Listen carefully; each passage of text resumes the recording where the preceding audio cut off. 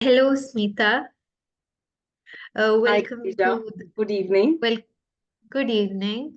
Welcome to Evolve Stories of Transformation. It's a privilege to have you here today, um, and share more about your journey. So, just a quick introduction to those of you who are watching. Smitha Iyer is here with us today. She's an ICF PCC coach, the founder of DCODE Inspired Living.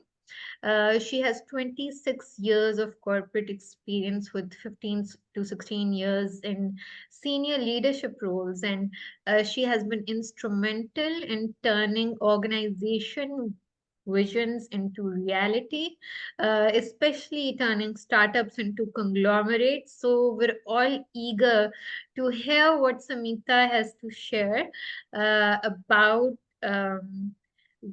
purpose when it comes to living and leading with purpose. Smita, please share about yourself and about the wonderful topic that you have chosen today to live and lead with purpose. Thank you.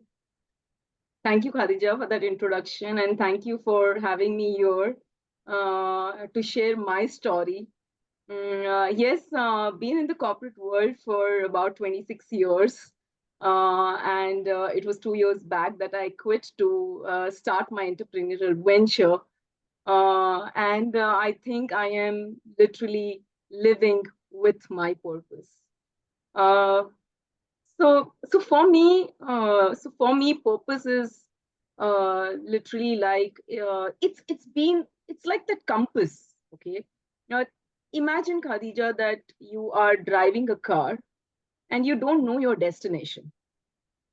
You're just going on and on and on. You would have probably crossed many paths, many roads all over the country, but you don't know your destination.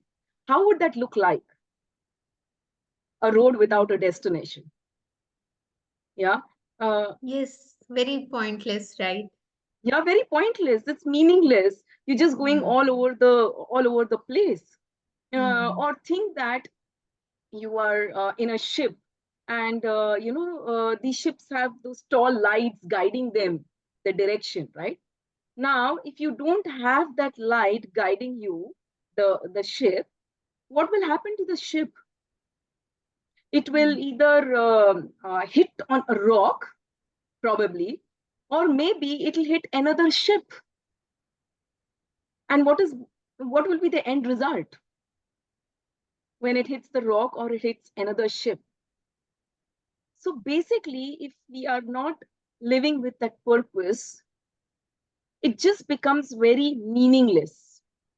And when we are living a meaningless life, how can a life be fulfilling? Absolutely. Isn't it?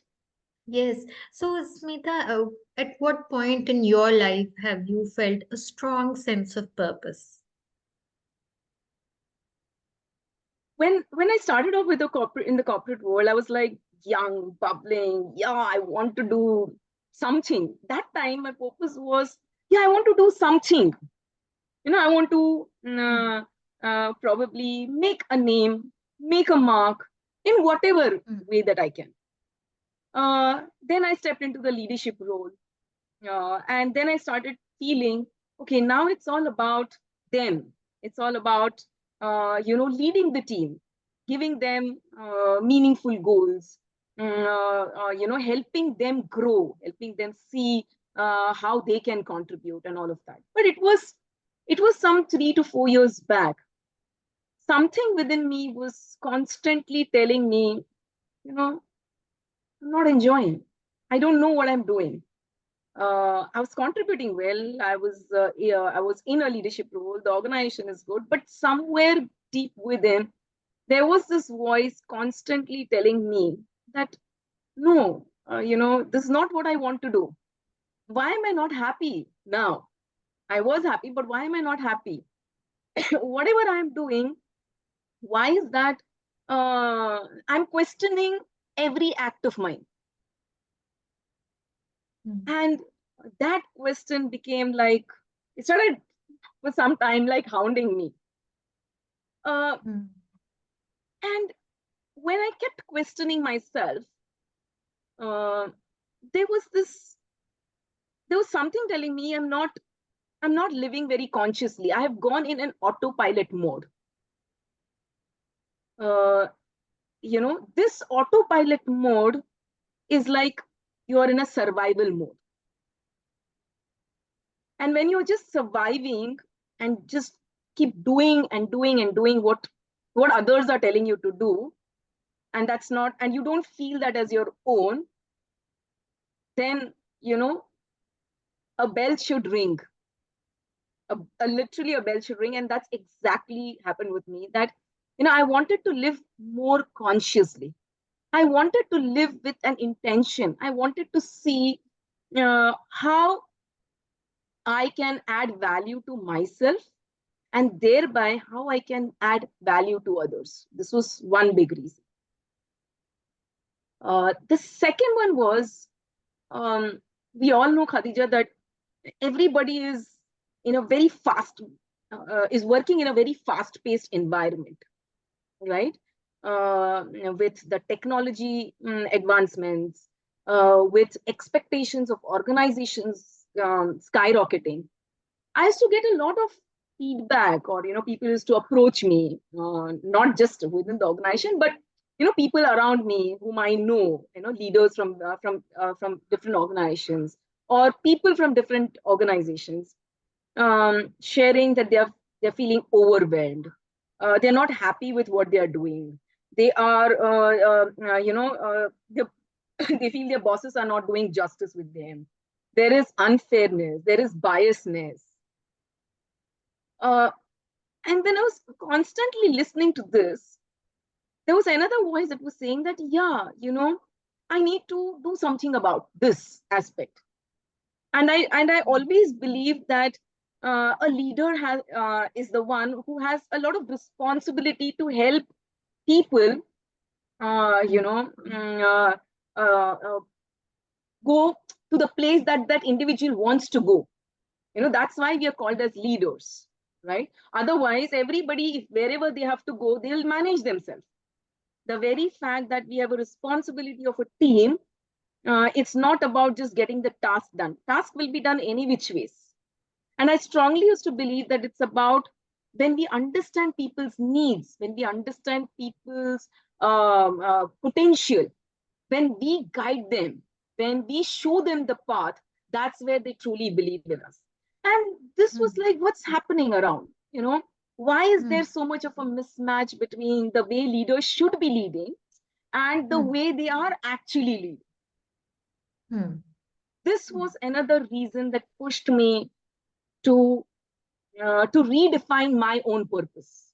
And by then, of course, I was a certified coach, and all the more the coach within me was burning. And 2 years back, when I got that clarity of why I exist in this universe, when that why was clear, DCODE Inspired Living was born.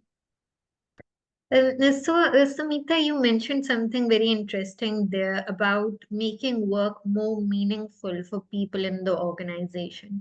Now, for a leader, uh, they is it uh, about them leading people from one place to where they want to be, or about the organization from where it is to where the organization sees itself to be? And how can these two be aligned when you're leading? That's a great question. And when I say that my job is not only to, and you well pointed that out very nicely, it's not just about, okay, somebody has, my role is all about giving some big titles to people, giving them promotions, giving them hefty compensations. Yeah, fine.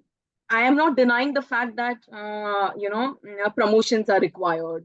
Aligning the compensation with what the individual is doing is very important.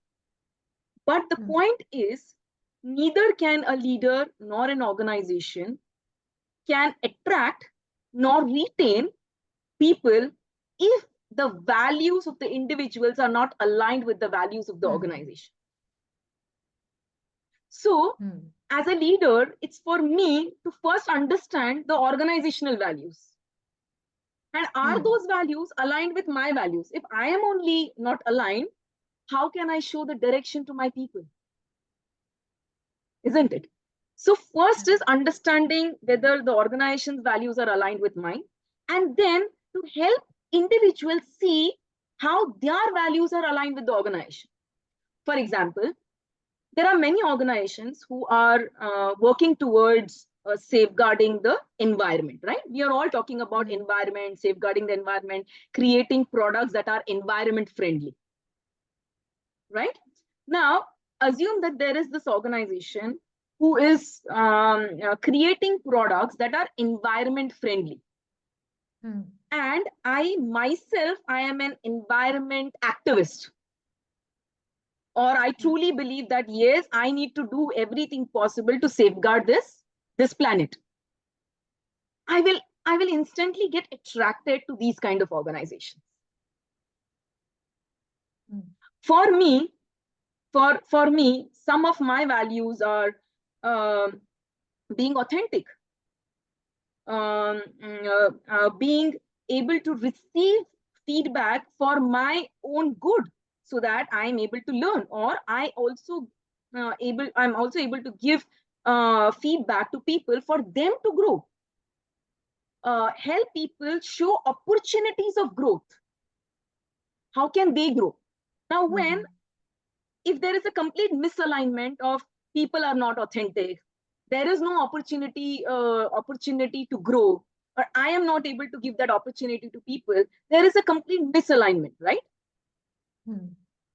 So when there is a misalignment, do you think that I will be able to continue in that environment?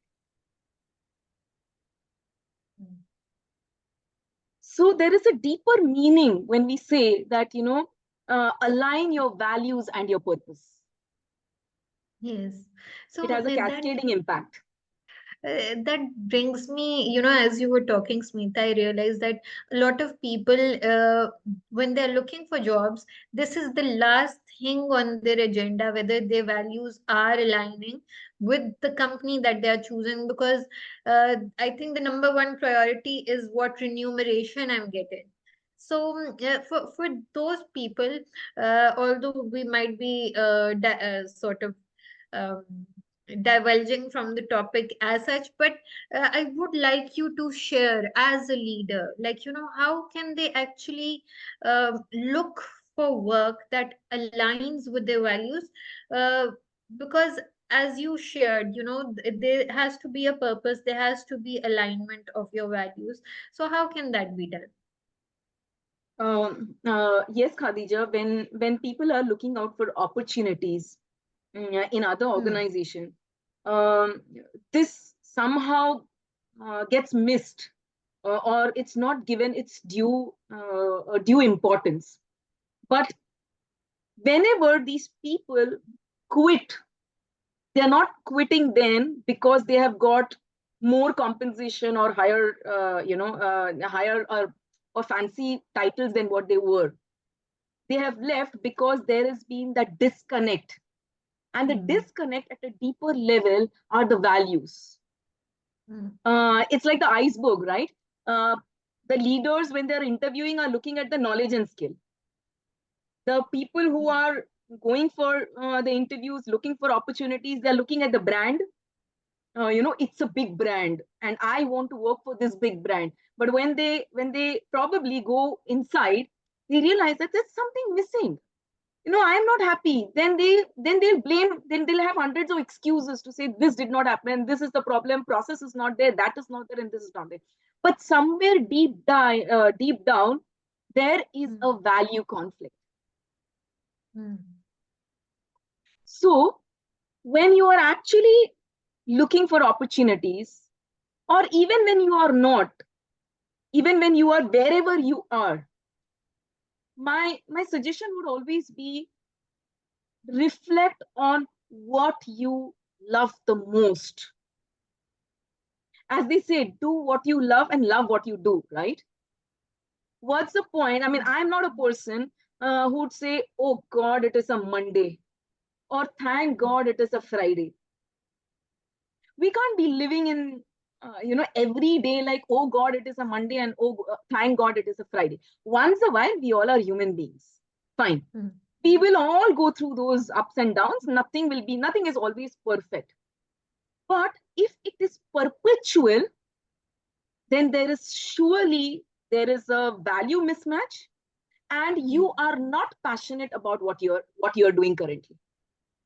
So reflecting on your passion, and then identifying what are your core values, and how are my values aligned to what I am doing. And if I'm not doing, then what is that, if done, my passion will help me align with my values, and thereby my life is fulfilled.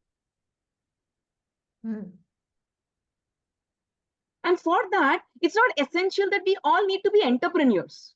I'm not saying that. But within the space wherever you are working, see what is the alignment. Identify. So one is identifying your passion. Second is understanding what are your core values, and then seeing how it is aligned. So as I said, I want to live consciously. I want to live my life with intention. And I want to help future leaders, be that beacon of light for the younger generation. That's my life purpose. And that's what is bringing in huge fulfillment. Yeah. We can now, somebody was telling me, oh, it's so difficult to identify that purpose. It is not so easy. Yeah, it is not easy. But is it easy to find who within your circle you find somebody very inspirational? Possible? Right? Within your own circle of colleagues, friends, bosses, there is somebody, even our parents, there is somebody who's inspirational. What is so inspiring about that person that it resonates so much with you? And then working on that to become the person that you want to be. And there are a lot of mentors, coaches who are there to support, because many a times we are not able to do all by ourselves. I have also learned from my boss. I have learned from my colleagues. I have learned from my team members.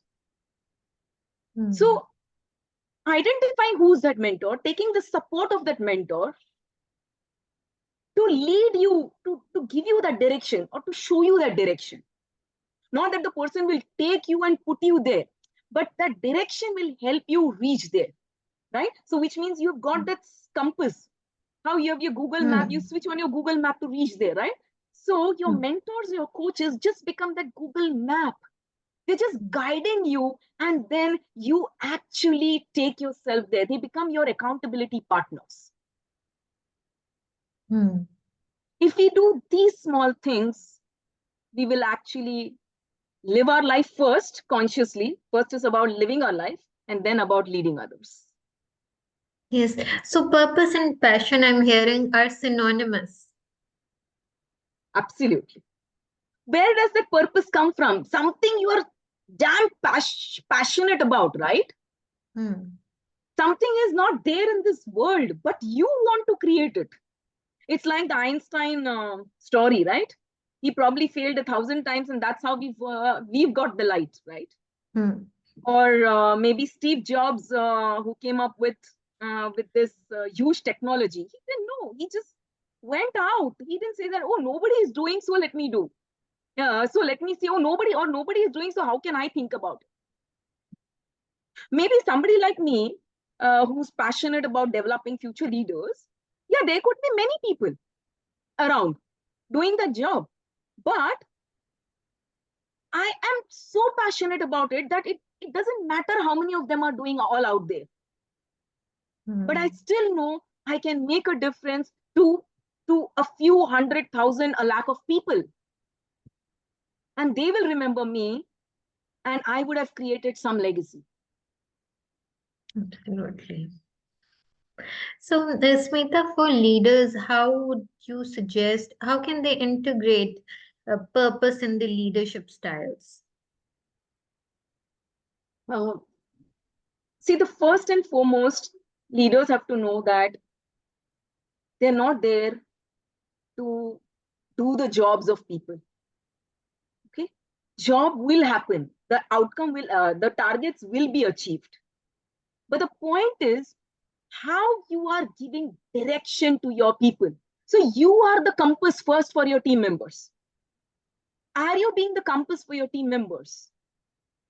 Are you giving clarity and direction to your people? And then leave them on their journey to do it. That's the first and foremost thing. If you have to, if you have to lead with purpose, you have to show that clarity of that purpose and give the direction to your team members. Second, think very clearly about the developmental path of each individual, because every individual is unique. Every individual has huge potential, but leaders cannot tap into that potential unless and until they embrace a learning culture within the organization. Hmm. How are they building that learning culture? How are they telling their teams that, okay, you've not done this, I will guide you, but I want you to move out of your comfort zone to do this? What is Hmm. happening? There is all of a sudden a sense of trust getting built in my team members. Hmm. And they all of a sudden they start saying, oh, I can do this. And I am working on something larger which will help the organization. Hmm. And then they start connecting to their passion and their purpose because they are learning. They feel Hmm. that my boss or my leader is trusting me, trusting my capabilities. Doing that authentic conversation with people on their developmental journeys, encouraging them to move out of their comfort zone is super important. If we will not do for them, they will find somebody else who will help them to do that. Hmm.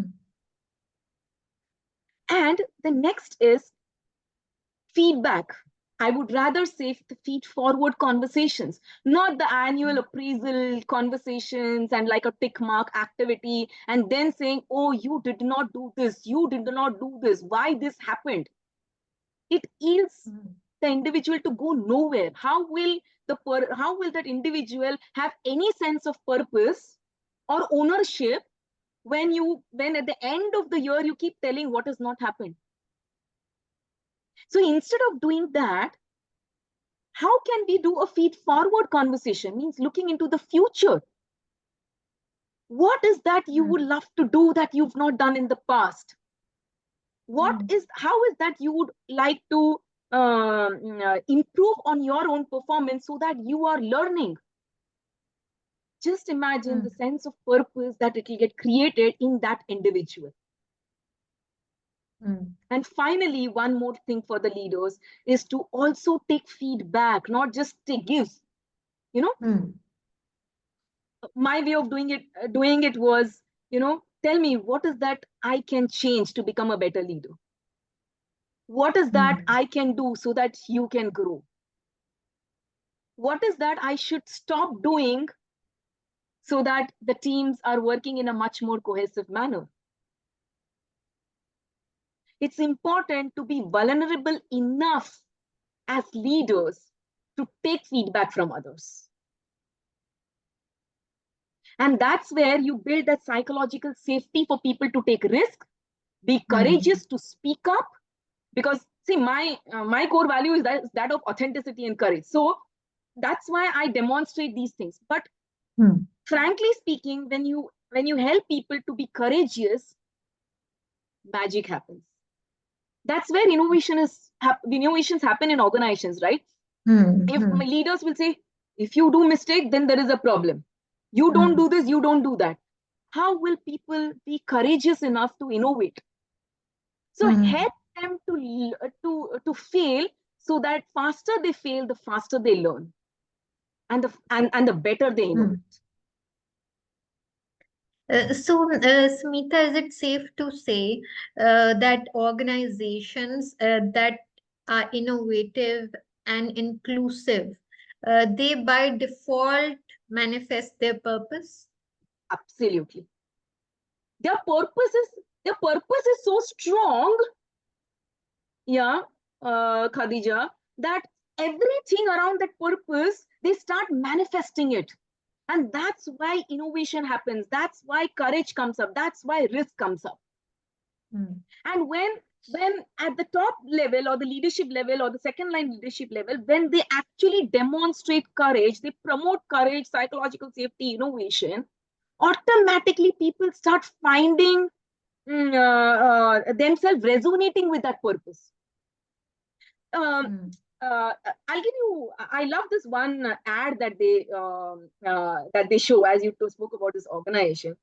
Uh, there is this ad of Usha sewing machine. It's a sewing machine basically. Okay, it's a very old Hmm. Indian brand. Now, see how they have cultivated their purpose behind the sewing machine. What they have done is they have gone to rural areas to make rural women independent by Hmm. providing them with these sewing machines so that they they become independent and they start earning out of that sewing machine, Hmm. right? So just imagine somebody somewhere sitting out there is manufacturing that sewing machine. Yeah, the person thinks, yeah, my sewing machine is helping that rural woman to become independent. Yeah. What I do, I work with passion. There's a small person in that factory working there. Alignment of what the organization is doing, alignment with what I'm doing at a very small, as a very small person in the system. I'll take one more example. How organizations are leading with purpose and how people also see alignment in that. Uh, there are a lot of hygiene issues in rural part of the country, right? Hmm. Hmm. Now, there are organizations who are developing a lot of hygiene products, Hmm. right? Now, this organization provides a lot of hygiene products to rural areas Hmm.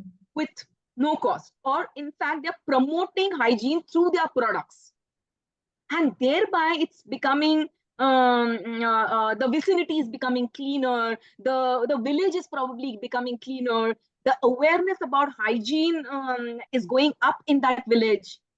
Now, again, people who are creating those products or developing those products or manufacturing those products or selling those products, they might see a larger purpose. One way, for urban India, they're selling it for profit. Fine, urban Hmm. India is buying. But look at the cost for the rural India.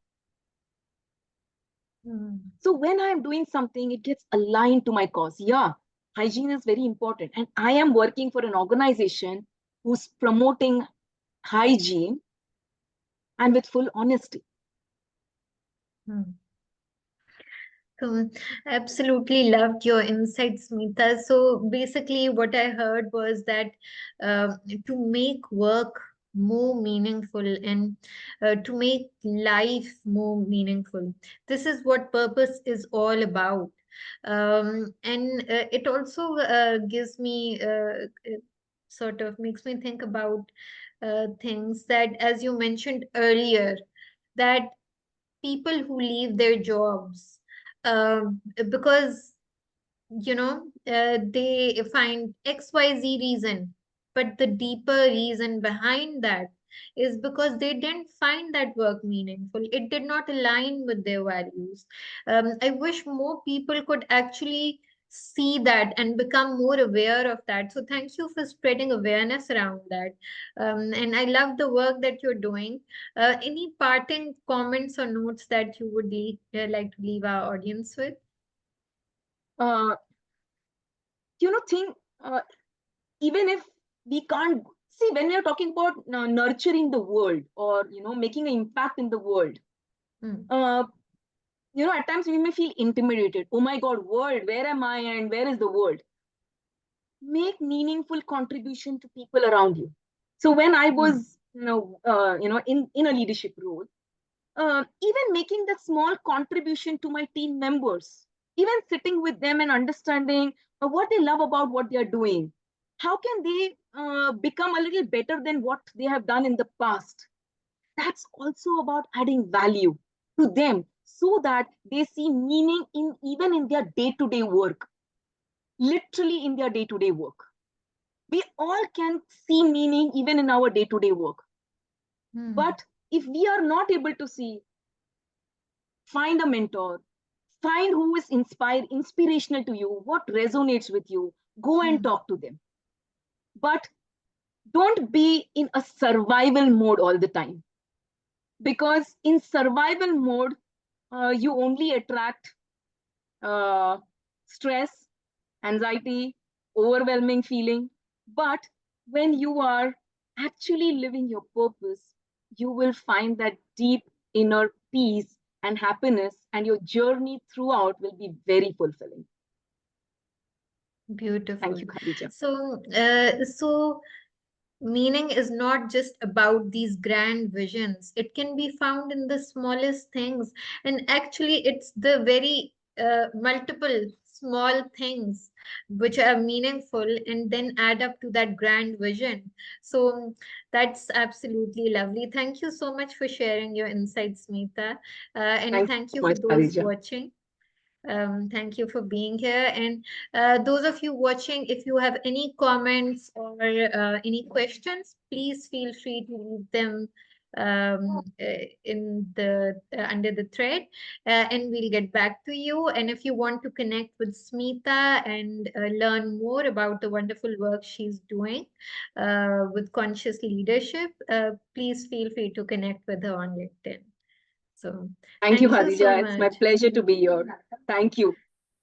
Have a lovely rest of the week.